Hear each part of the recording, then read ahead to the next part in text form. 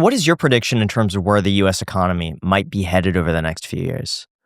I think there's a cloud of uncertainty around these things always, right? So I think you have to counterbalance the sort of like bearish indicators, which are sort of like productivity growth historically has been pretty low in the U.S. and nobody's really been able to figure out why. I think outsourcing of the industrial base has been a big contributor to that. You have us printing money, right? And in a way, that's us borrowing from future generations to fund our spending now, which I think is a problem. Countries that have typically been big buyers of treasuries have kind of gotten out of that market. China probably being the best example there.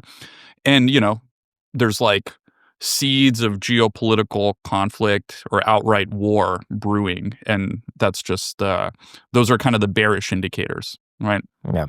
But there's some bullish indicators too that make me feel very optimistic. I think technology-wise, we're in probably the most interesting time ever. Like technology keeps marching forward. You have AI that has the potential to solve some of these issues, including productivity and the borrowing from the future through massive GDP growth. If AGI or ASI is unlocked, and it looks like the U.S. is leading in that, particularly Silicon Valley, which makes me feel very good.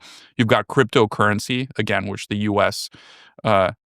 Very much in some ways companies are leading, and I think we're looking to onshore some of the innovation that's gone offshore in the past few years. And I think you have some things that we're proud to be a part of, which are ways to reverse the borrowing from the future to fund the present and instead use the present to fund the future, like this Invest America initiative that somehow miraculously passed and was part of the reconciliation bill, which would actually fund every new child born in this country with $1,000 in great American companies, which I think is very cool. Yeah. So, what's Robinhood's plan with the $1,000 Trump account?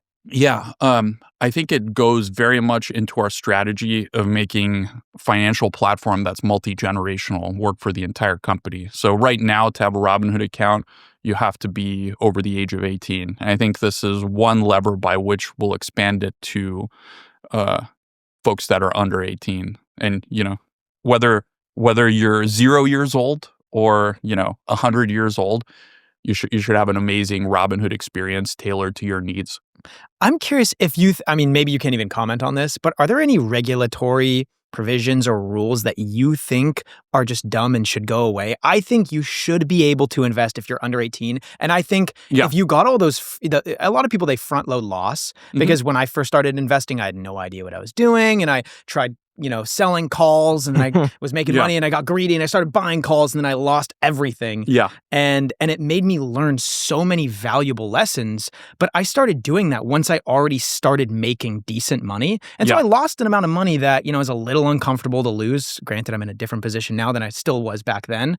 But I think it's good if you're just getting into investing to have some money that you can lose. And most of the time, if you're like 16, 15, 17, and you've made a few $100s over the summer, so much better to lose that than after working for 10 years, learning about saving, learning about investing, then finally trying and then losing that hard-earned cash and then maybe taking a 10-year break from investing because of that experience. It's funny, I have a story about that. I was 14 or 15. I made a Scott trade account when they had $7 trades. And I put $2,000 that I had saved up into that account. And I was on a penny trading forum.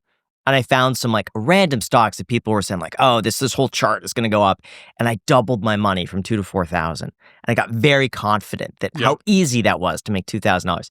Lost it all. But we need these experiences. But that lesson was amazing on Scott trades. Yeah. And then I got lucky. I made it all back. I put it into Ford stock. I had like $400 left over and I bought Ford stock at like $1 or something a share in 2009 and just forgot about it. And it just made it back eventually. But it took, a solid like 7 years to make it back. But I did. I started investing. I opened up a brokerage account at E-Trade in 1999. So my dad had given me an incentive because I was part of this program where you had to take the SAT as a middle schooler. And if you take the SAT and do well, you get into this summer program where you basically get to do math, do like 1 year of math in 3 weeks. I don't know, you guys heard of this. It was called CTY. So anyway, he incentivized me. He's like, if you get above a 1300 on the SAT, I will give you your score in cash. So I got very motivated. I was very excited because, I was like 12 years old. And I don't think he thought that I would do it because 1300 as a 12-year-old is a good score. Anyway, I got a 1370. And he said, all right, I'll give you a little bit more than that, but it's going to be in a brokerage account where you're not going to be able to just withdraw the money. I think back then it was even hard to do That's that. smart. Yeah. And that was in 1999, mind you, right before the dot-com bubble burst. So I invested in a bunch of companies. There was a time period where I made a lot of money and felt very, very confident. And then I had to navigate the crash and what happened subsequently. But I learned a lot of lessons.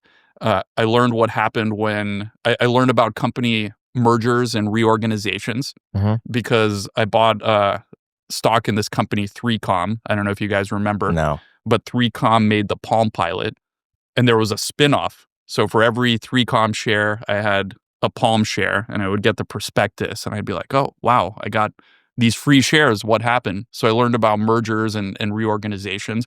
I learned about bankruptcies. What happens when the company that you invested in because you were driving past its office building on the Dulles Toll Road in Virginia, and you thought the office building looked very nice, so you bought stock in it. And then it goes bankrupt, and what happens to your stock? And I think these are very boring things to read about in a book and actually understand. But once you experience it with your own money and your own shares, you understand it very deeply and viscerally, and it's like engaging to you. So I always said, like, investing and trading is similar to playing a violin. Like, you can't learn to play a violin well by just like reading music theory in a textbook. You have to pick it up and play it. And the first time you play it, it's going to sound very, very bad. But if you keep playing it for 10, 20 years, the sky's the limit. And I think investing and trading have a lot of similarities with that, or playing a sport. Right. Do you see any other rules, though, that are out there that you just think to yourself, why does this exist? Oh, yeah. I think that many. The accredited investor rule, probably a prime candidate. So if you guys are not familiar with it, or the viewers are, basically you can't invest in a private company unless you're a high net worth individual. So there's either an income threshold or a net worth threshold, which shuts out 80% of people from investing in private companies. And I think it's particularly pernicious now when we have all these AI companies, a lot of which are private, or SpaceX, for instance, which is, the leading company in the space revolution, which is very, very exciting. It's very, very exciting to a lot of people, a lot of potential, but it's private, so you're shut out of it. And I think one fear that I do have about the future is that you've got the Gini coefficient at a historic high, income wealth inequality is historically high, AI and those technologies appear, or at least there's risk of this. It's not clear how it'll shake out, but it appears that they'll have a centralizing effect. So they'll probably put more wealth in the hands of fewer and fewer organizations. And my fear is that if that wealth leads to an inflection point in wealth and income inequality, and kind of the political unrest and the stressors and like the civil unrest that could cause, could actually stop progress or thwart progress, or at the best case lead to lots of distractions. I think that's why I'm so compelled to make sure that we have more people bought into capitalism, and particularly with these AI companies, that more normal people can be invested and exposed to the upside there. Because otherwise, I think I think we could have some negative effects.